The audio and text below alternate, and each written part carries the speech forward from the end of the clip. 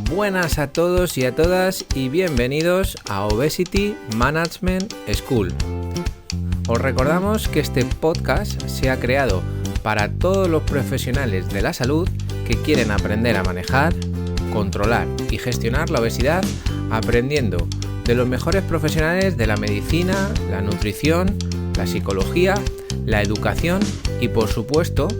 el entrenamiento. Mi nombre es Javier Butragueño y soy doctor en Ciencias de la Actividad Física y el Deporte. Hoy voy a estar con vosotros hablando de un tema que personalmente me apasiona, la entrevista motivacional en la salud de las personas. Pues muy buenas a todos y a todas y bienvenidos a este podcast Uniendo Puntos de Obesity Management School. Hoy pues vamos a intentar de alguna manera cumplir con esos objetivos que nos hemos propuesto para el 2020, que eran pues 12 podcasts relacionados con diferentes reflexiones o artículos de interés o incluso herramientas que nosotros hemos aprendido durante todo este tiempo con diferentes profesionales y que consideramos que pueden ser de mucho interés para todos los que estáis escuchando. Y por otro lado, pues 12 podcasts con diferentes especialistas en el ámbito de la salud y de la pérdida de peso que tengan que ver con ese mapa de la obesidad que nosotros nos gusta tanto trabajar y que tiene una parte de la psicología, otra parte del entrenamiento, otra parte de la nutrición, otra de la fisiología y la parte más médica y por último de la producción de alimentos y el marketing y cómo se relacionan todos unos con otros, ¿no? De hecho, en este último punto de producción y marketing, pues tenemos una entrevista para febrero que yo creo que os va a encantar y que además a mí me hace muchísima ilusión hacerla y ya entenderéis el motivo por el que me hace tanta ilusión, ¿no? Pero bueno, en este mes nuestra idea es hacer pues, una entrevista al doctor Santos Solano, que forma parte del grupo de investigación ANOVAS dentro de la Facultad de Psicología de la Universidad Autónoma de Madrid, que dirige pues la doctora Ana Rosa Sepúlveda, desde la que le damos un saludo desde aquí y sobre todo las gracias por todo lo que hemos aprendido escuchándola a ella y con la gente que ha formado, entre ellos pues el doctor Santos Solano, que ahora mismo también está trabajando en el centro ITEM, que son especialistas en trastorno del comportamiento alimentario y que bueno pues trabajan con diferentes personas que necesitan pues una ayuda psicológica y que tenemos que empezar a normalizar y que yo creo que esa entrevista va a ser muy interesante también. Y lo que hemos pensado es, oye, mira, como va a pasar mucho tiempo entre una y otra, lo que vamos a intentar es pues explicar algún término que a nosotros nos parezca que es importante y que la gente empiece a entender qué es la entrevista motivacional antes de realizar esa entrevista, ¿no? También recomendar algún libro. Si hay gente que tiene mucha curiosidad en este aspecto, pues ya sabéis que un libro básico para comenzar a leer pues es La entrevista motivacional, Preparar para el cambio de conductas adictivas de Stephen Rothnick y William Miller. Y bueno, pues si se quiere adentrar más, pues es simplemente buscar información a nivel científico en diferentes pues editores de búsqueda, como puede ser PubMed o Google Scholar, y entonces pues a partir de ahí os encontraréis que hay pues cierta controversia en la literatura, donde hay algunos que exponen que es una herramienta muy interesante junto con otras, y hay otros que dicen que bueno pues que no se han observado diferencias utilizando esta técnica y que bueno pues lo que hay que observar realmente es la metodología de trabajo que se ha desarrollado en esos artículos, la población a la que va enfocada y saber si yo puedo incluirla o no. Desde nuestra opinión personal creemos que es una herramienta muy útil porque forma parte de algo que consideramos esencial en la salud, que es escuchar a las personas y a partir de ahí pues conseguir que haya una reflexión y un cambio y una responsabilidad por parte de la persona que quiere realizar ese cambio, ¿no? Y bueno, pues una vez iniciada esta pequeña introducción, pues vamos a explicaros un poquito en qué consiste y cómo lo vemos nosotros desde el aspecto más del entrenamiento, ¿no? Entonces, fijaros que uno de los factores clave para mejorar nuestra salud viene dada por la conducta. que esta conducta que vamos a tener frente a los hábitos de vida que pueden ser activos o sedentarios, o frente a los hábitos de alimentación, que va a ser como qué estilo de alimentación voy a llevar, cómo quiero llevarla, si me siento representada con ella y si sobre todo pues hace que genere un bienestar en mi día a día, ¿no? Esto va a conllevar desarrollar unos patrones cognitivos que ellos denominan de contemplación, de aceptación, de acción y de mantenimiento, ¿no? Y lo que ocurre es que en esta sociedad actual en la que estamos viviendo, este estilo de gestión y control emocional pues parece que está fallando y nos encontramos con una gran cantidad de enfermedades que tienen un componente psicológico pues muy, muy elevado. En este aspecto, nosotros consideramos que los profesionales de la psicología van a tener y tienen un papel fundamental en toda esta gestión de las enfermedades y por otro lado en la formación de diferentes profesionales para que incluyan ciertas herramientas de la psicología en su día a día y puedan de alguna manera mejorar o pasar al siguiente nivel como profesionales, ¿no?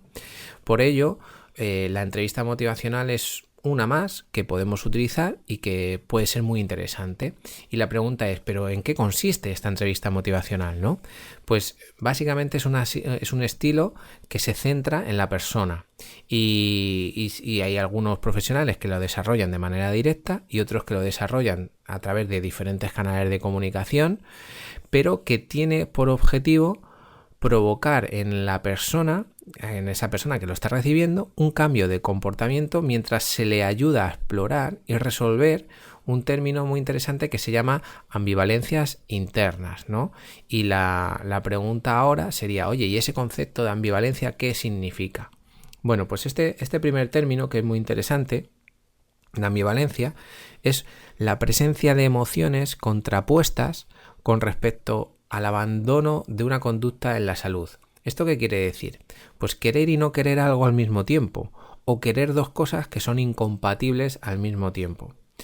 Y un ejemplo, ¿vale? Os voy a poner un ejemplo. Hay alguien que dice, oye, mira, pues yo he leído que tengo que mejorar los valores de fuerza, que eso va a influir en mi bienestar, pero yo no quiero ir al gimnasio, yo no me gusta coger pesas, no quiero hacer nada de eso.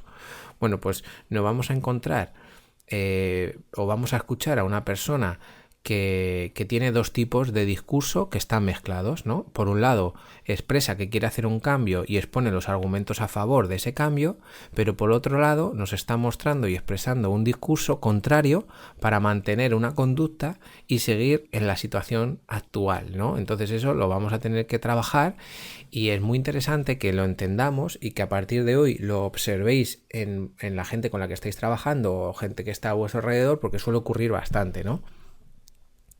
Entonces, en estos diseños de intervenciones necesitamos, pues, necesitamos que se mejore el comportamiento y desarrollar un modelo de cambio de hábitos. Es necesario, de alguna manera, determinar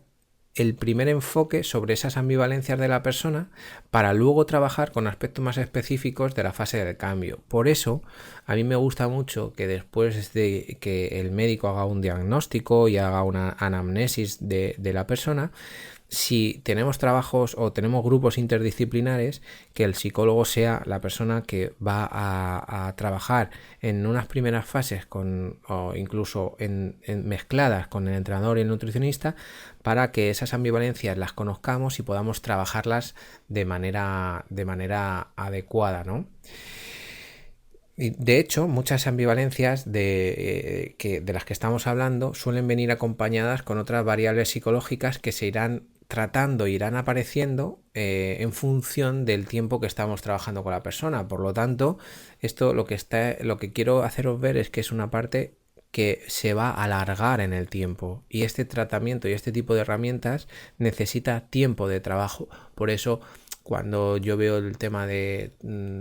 pierde peso de manera fácil y sin esfuerzo, pues para mí es un engaño, ¿no? Porque realmente lo que estamos intentando es cambiar una conducta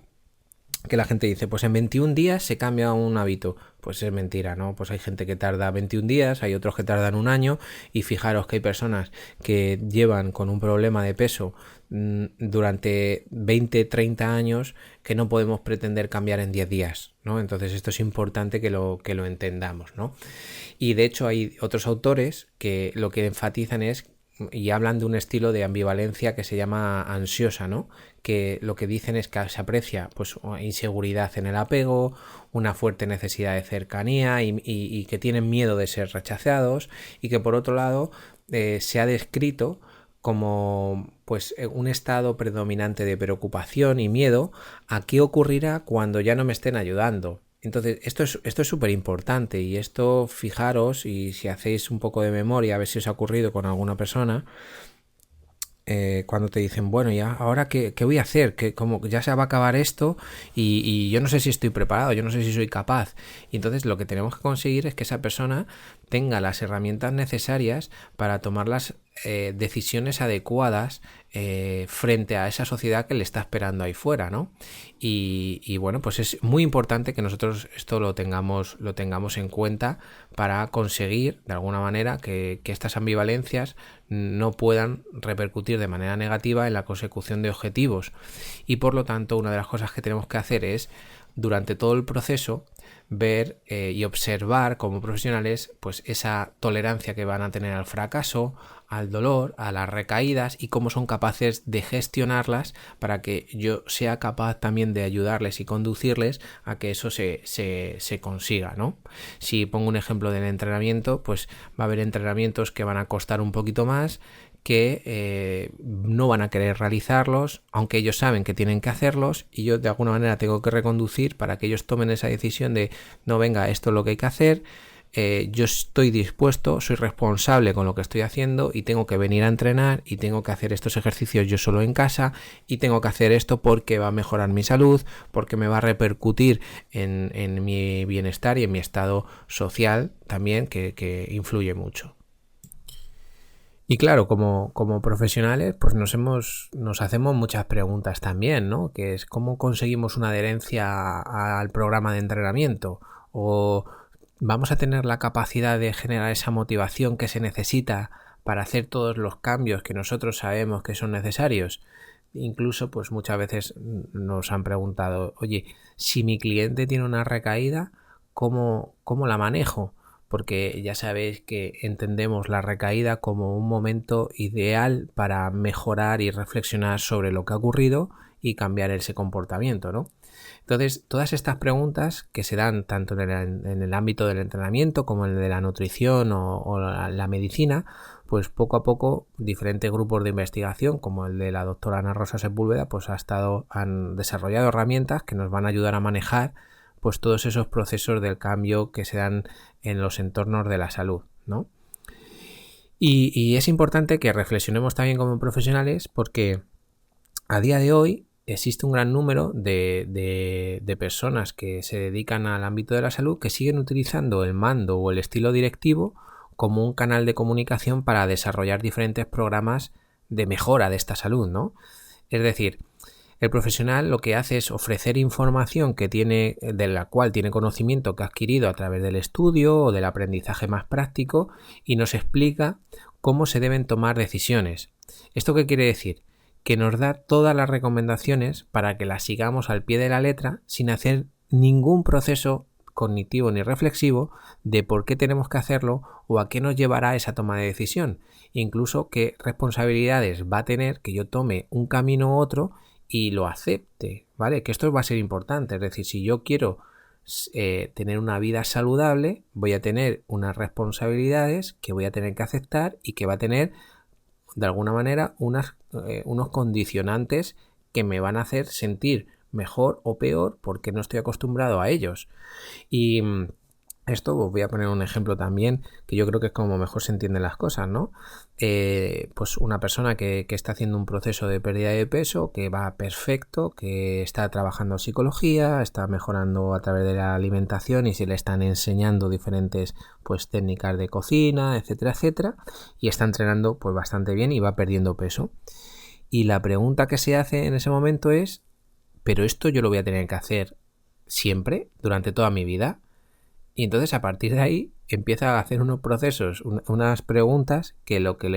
que la llevan a una situación de malestar, porque dice, bueno, es que yo esto con mi trabajo yo lo puedo mantener durante un día, durante un tiempo, pero esto es imposible que yo lo haga siempre, porque todavía no ha incluido ese hábito, porque todavía en su toma de decisión no ha visto las responsabilidades que conlleva tomar esa decisión, y hay que trabajar sobre ellas para que las acepte, para que vea que no es tan difícil, para que consiga mantenerlas y para que observe que eso va a beneficiarla en su salud. Pero tiene que ser ella o él, en este caso ella, que era el ejemplo,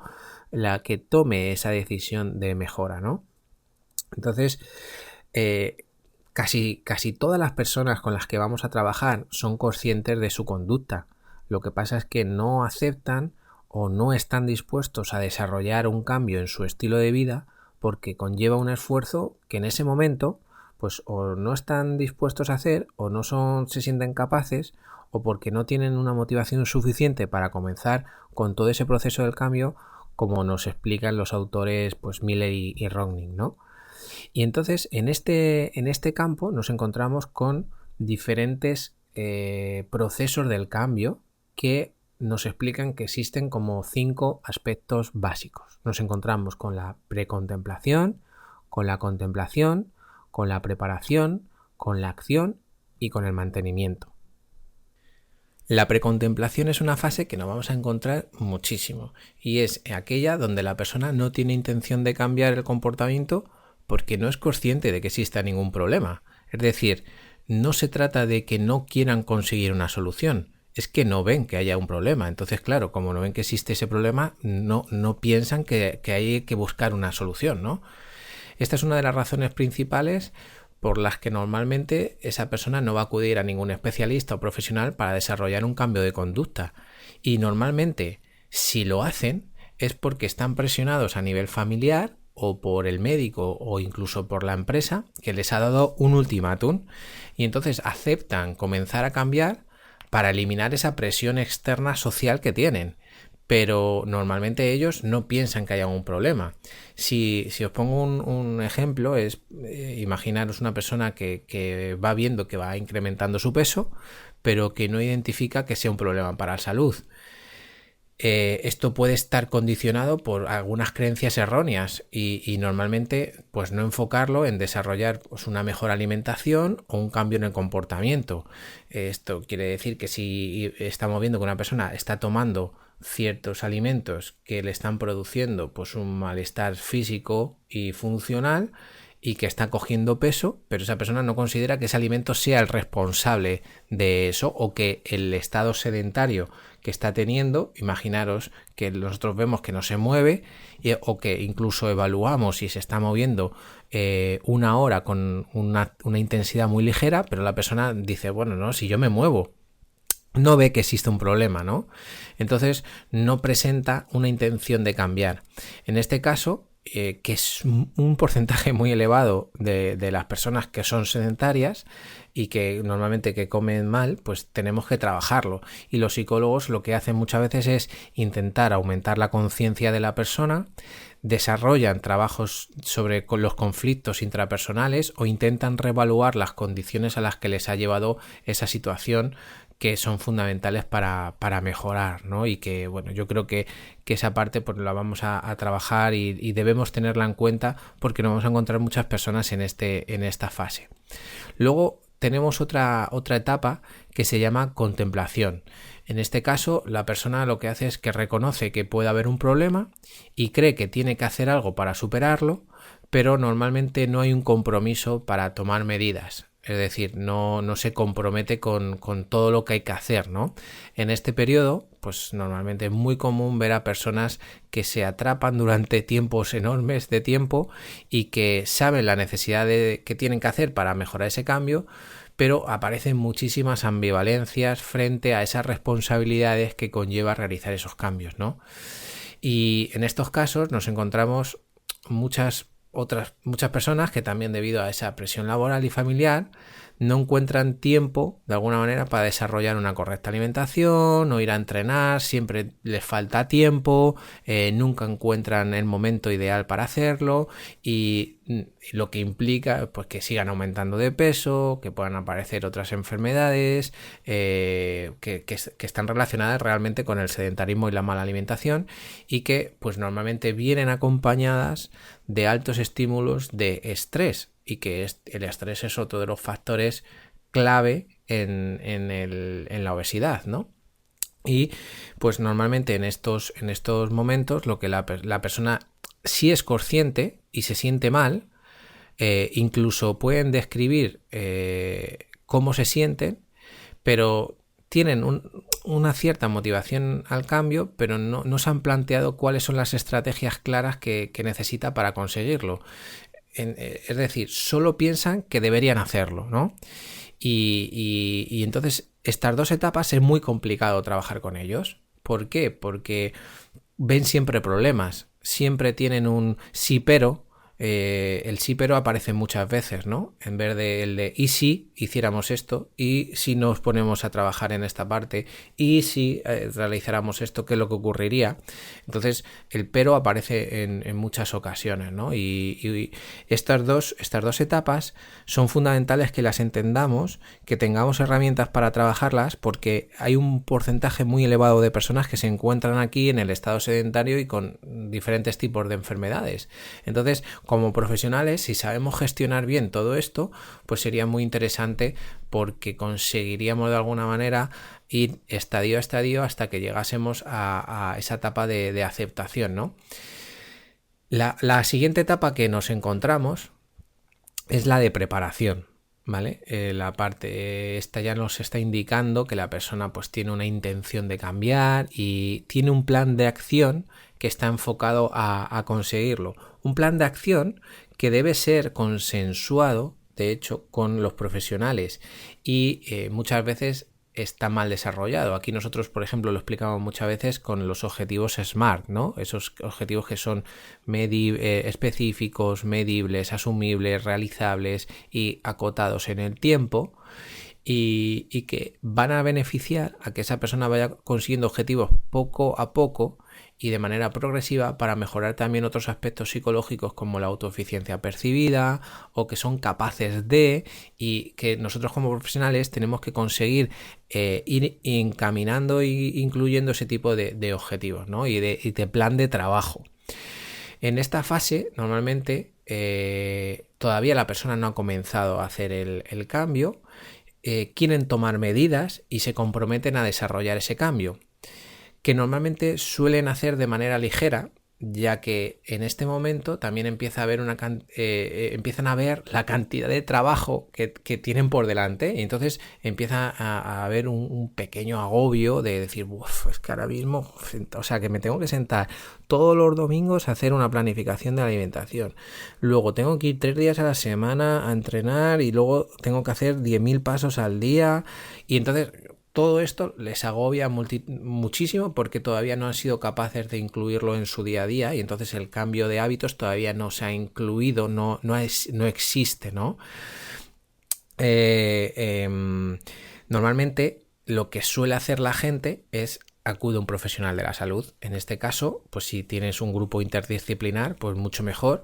Y si no, pues la gente suele ir a un entrenador o suele ir a un nutricionista o suele ir a un médico endocrino y intenta, pues a través de ese profesional tratar el problema. ¿Qué es lo que ocurre? Que muchas veces ese profesional le tratan como si fuese un gurú o si fuese el que te va a dar unas respuestas a esa responsabilidad y ese problema que tú tienes, cuando el plan estratégico deberíamos intentar desarrollarlo entre los dos, ¿no? Que tú tomes parte de ella como parte reflexiva y entiendas por qué lo tienes que hacer y lo aceptes sobre todo, ¿no? Que ese es el gran input que nosotros tenemos que trabajar. Pues en esta fase lo que hacemos es un plan de acción, comienza el cambio de hábitos y la persona percibe que ha comenzado por algo, ¿no? Que empieza y si conseguimos de alguna manera que haya ciertos cambios a nivel de bienestar, pues conseguimos que exista una motivación, una adherencia, pero que tenemos que saber como profesionales que también va a ir cayendo poquito a poco, porque nosotros vamos a intentar incluirle cada vez ciertos hábitos que van a conllevar ciertas ambivalencias que a lo mejor no se han marcado, porque imaginaros que la persona dice yo quiero perder peso y va a entrenar, y a lo mejor su objetivo real, de manera individualizada, nosotros vemos que el entrenamiento no es el factor que tiene que trabajar. A lo mejor el que tiene que trabajar es la comida, y cuando empezamos a tocar el factor comida empiezan a aparecer las ambivalencias y entonces nos vamos hacia una etapa anterior, y a partir de ahí tendríamos que trabajar sobre esas etapas para conseguir que se trabajase bien sobre la alimentación y no sobre el entrenamiento, que a lo mejor no es el problema, ¿no? Entonces en estos casos la motivación va a ser un factor clave para conseguir mantener la adherencia al tratamiento, y sobre todo aunque esta motivación la vamos a tratar con el doctor Santos Solano para que nos dé herramientas de cómo utilizarlas, nosotros como profesionales sí que vamos a poder hacer otra cosa muy interesante, y es marcar unos objetivos realistas y que estén bien definidos. Y por ejemplo, como entrenadores, pues puede ser no centrarnos tanto en el peso, sino por ejemplo centrarnos en la reducción del perímetro de cintura-cadera, mejorar algún pliegue, mejorar los valores de fuerza en alguna máquina, enseñar, imaginaros, 4 circuitos de entrenamiento de fuerza durante un mes. ¿Para qué? Para que esa persona cuando termine el programa sepa elegir cuál programa le interesa más o qué tipo de entrenamiento le pueda interesar más o le pueda gustar más en función de su persona y de manera individual. Y lo que intentamos es que empiece a ser consciente de que esa persona empiece a tomar decisiones y empiece a aprender, ¿de acuerdo? La siguiente etapa que nos encontramos es la de acción. Y esta es una etapa que nos encanta a nosotros, por ejemplo, los entrenadores, porque la persona ya está muy comprometida con los objetivos,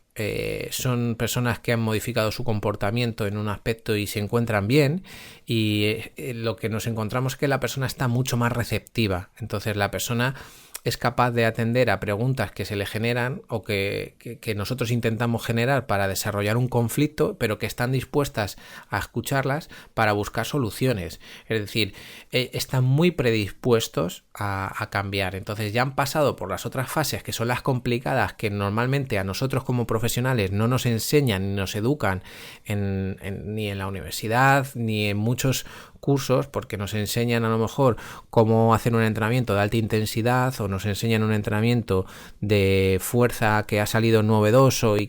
o con una herramienta específica, pero no sabemos cómo tratar con esas personas que tienen tantos rechazos, que utilizan tanto el pero, que no quieren cambiar o que les han obligado y que están con nosotros porque están obligados, y cómo reconducirlos de alguna manera para llevarles a la siguiente etapa, ¿no? Entonces, la etapa de acción de la que estábamos hablando, pues requiere tiempo por parte de la persona y del profesional, porque los procesos de cambio pues pueden llevar diferentes tiempos entre personas. Por eso, como hemos dicho, pues eso de 21 días para cambiar un hábito, pues yo entiendo que la gente está encantada con 10 tips para perder peso, 5 ideas para comer mejor, 21 días para cambiar de hábitos, pero realmente eso no es cierto. La gente necesita o 21, o necesita 365 días, o necesita 400 días. ¿Por qué? Porque imaginaros que nos encontramos personas que desde los 5 años tienen un problema de obesidad y llegan a nosotros con 35 años. Y entonces cambiar esto en 3 meses... O sea, yo digo, pero el sentido común, ¿dónde se ha quedado? No está por parte del profesional, no está por parte de la persona. Es imposible. Tenemos que conseguir reflexionar tanto sobre lo que ha llevado hasta ahí, que nos puede llevar muchísimo tiempo y que a lo mejor nosotros como profesionales, solo como entrenadores, no estamos preparados y necesitamos un complemento que es el psicólogo o la psicóloga que nos va a ayudar muchísimo a conseguir eso, o que nos preparen a nosotros para hacer unas primeras fases para que luego la persona diga, mira, veo que tengo tantas historias aquí que voy a necesitar la ayuda de otro profesional que realmente me ayude a sacar todo lo que tengo y que acepte, y sobre todo que tú lo aceptes. Es decir, cada uno va a llevar un ritmo concreto del cambio, ya que lo que tenemos que primero ser es conscientes del problema, reflexionar sobre el mismo y poner en práctica ese plan de acción que requiere paciencia, que requiere de una vida pues que nosotros a veces nos cuesta llevar en esas grandes ciudades que va todo tan rápido para conseguir los resultados esperados. En este caso, claro, mucha gente dice ya y se fija en los antes y los después del Instagram o de las redes sociales, que para mí son absurdos, porque luego se sabe y se ha estudiado que al año, incluso a los 3 años, casi el 90% ha vuelto a recuperar el peso porque no ha adquirido unos hábitos, porque simplemente ha seguido unas pautas de un profesional o de un gurú o de una receta o de un libro y no ha conseguido incluir en su día a día esos hábitos que son necesarios para mantener un estilo de vida que ellos quieren. Entonces, la idea es conseguir que esa persona adquiera esa responsabilidad de lo que quiere hacer con su vida y con sus cambios, ¿no? Y eso es súper importante y requiere tiempo, ¿no? Entonces, en estos casos, la persona sabe qué debe comer, cómo debe moverse, qué estrategias tienen que seguir, y tenemos que intentar que tomen decisiones para regular y llegar a esos objetivos planteados. Y de hecho sería muy interesante que en esta fase de acción existiesen recaídas, porque esas recaídas lo que nos van a obligar es a reflexionar sobre lo que ha ocurrido, qué es lo que puede ocurrir si se sigue teniendo esas recaídas y conseguir trabajar sobre ellas, ¿no? Entonces, en este periodo tenemos que gestionar adecuadamente ese estímulo de toma de decisiones, y tenemos que manejar correctamente esas recaídas para que todo el proceso del cambio se maneje de manera adecuada. Y de hecho, que se manejen durante el proceso no significa que una vez que se termine no puedan aparecer esas recaídas, porque a lo mejor yo estoy trabajando sobre las recaídas de adherencia al ejercicio, pues por ejemplo, llueve y la persona no viene a entrenar y no entiende que aunque llueva hay que venir a entrenar y que no pasa nada, ¿sabes? Que es una responsabilidad que tiene no frente al entrenador, sino frente a su propia persona, que está generando un bienestar, y que es una responsabilidad que tiene frente a su cuerpo, que es lo mejor que tiene, ¿no? Entonces, esa recaída la hemos podido trabajar durante ese proceso. Termina nuestro programa de entrenamiento y de repente se encuentra que existen recaídas en el tema de la alimentación. Pues oye, tenemos que ser conscientes y tenemos que tener las capacidades suficientes como profesionales pues para dar un servicio como los que se hacen en el coche de mantenimiento. Es decir, pues cada X tiempo vas a venir y yo voy a hacerte una evaluación y vamos a ver si hay algún problema, o si tú ves que en algún momento te encuentras con algún problema que puedes tener porque te han cambiado el jefe y te han cambiado los horarios y ya no puedes ir a entrenar y no sabes cómo gestionarlo. Te ha dejado la pareja y entonces te sientes mal y no sabes cómo gestionar tus emociones y comer de manera incontrolada, o incluso te ha podido pasar, como nos ha ocurrido, que se te ha muerto la pareja, tú no sabes cómo tienes que cocinar y a partir de entonces claro, no sabes comer fuera, no sabes seleccionar de un menú y empiezas a coger otra vez peso,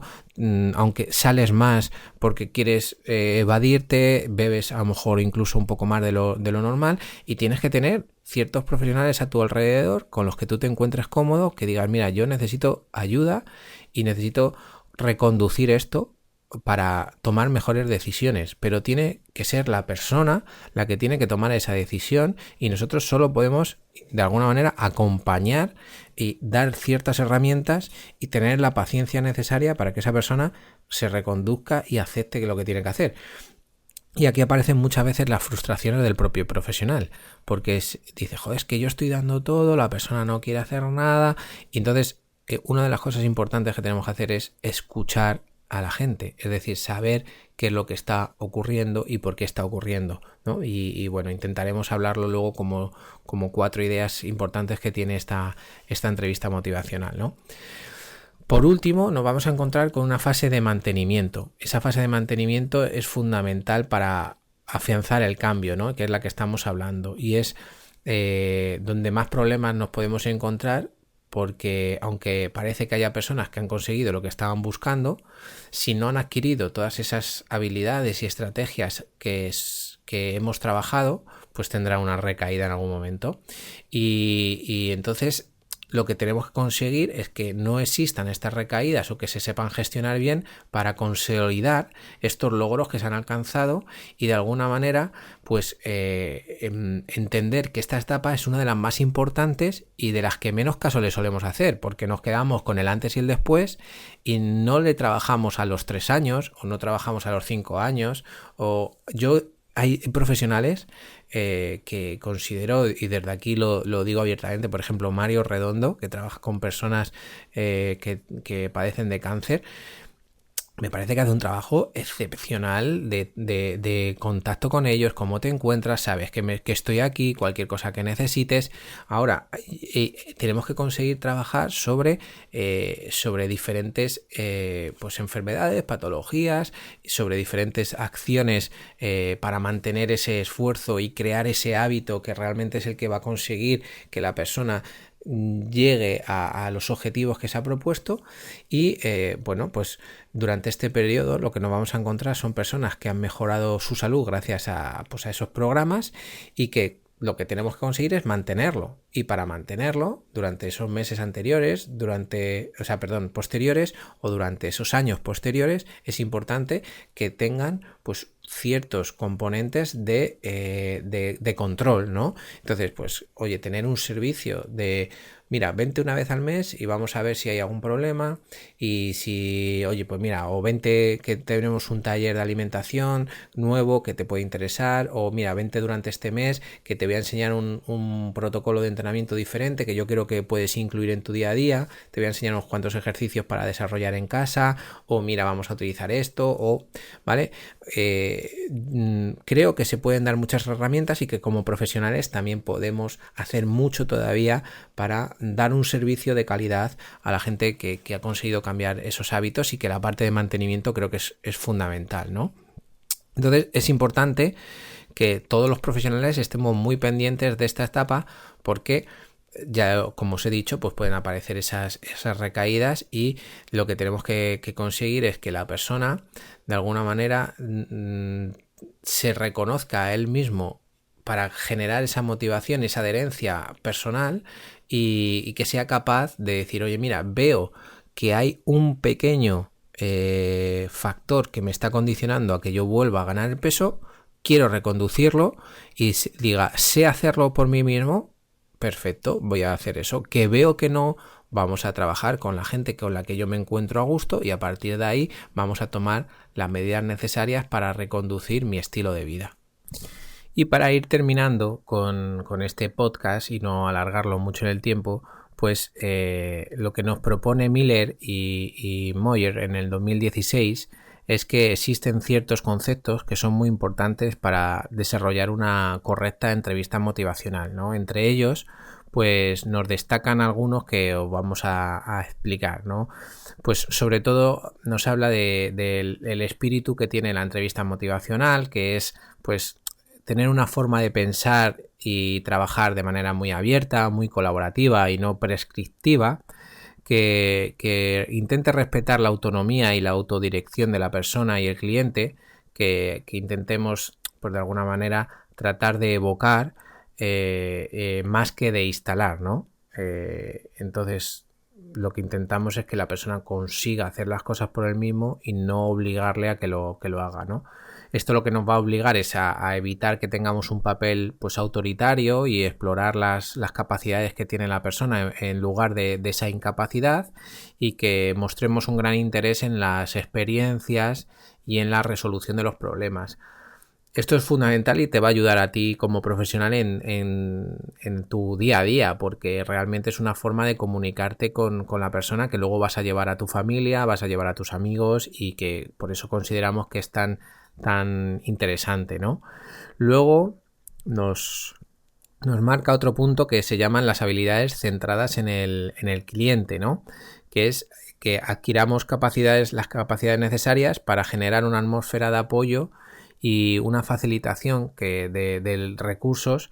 para que la persona se pueda apoyar para ir superando esas etapas, ¿no? Donde vamos a tener que generar una seguridad y que expresemos las ambivalencias mediante preguntas que sean siempre abiertas, afirmaciones, resúmenes y empatías con la persona. De hecho, si queréis más, pues lo preguntaremos a Santos Solano o podremos hacer otro podcast explicando un poquito más cómo desarrollar este tipo de estrategias, ¿no? Otro punto que nos marcan es reconocer el cambio, ¿no? Y es hablar y identificar, pues normalmente el cambio que está teniendo la persona y ver el compromiso que está teniendo hacia ese cambio de comportamiento, ¿no?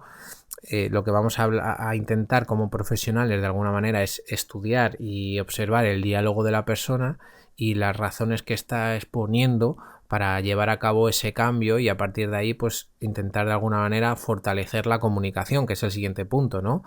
Que es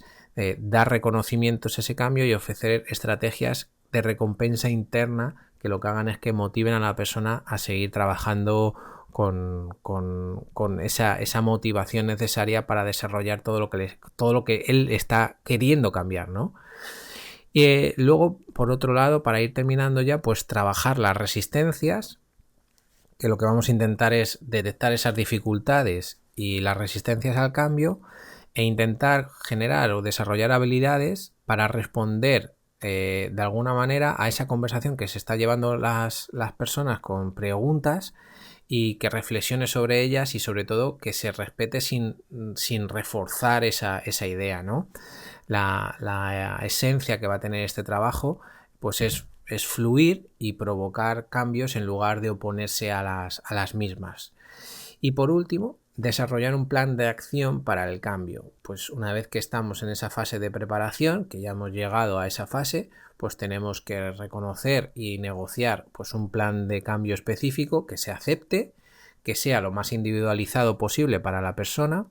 y que también entienda que esto va a llevar tiempo y que como profesionales tenemos que generar,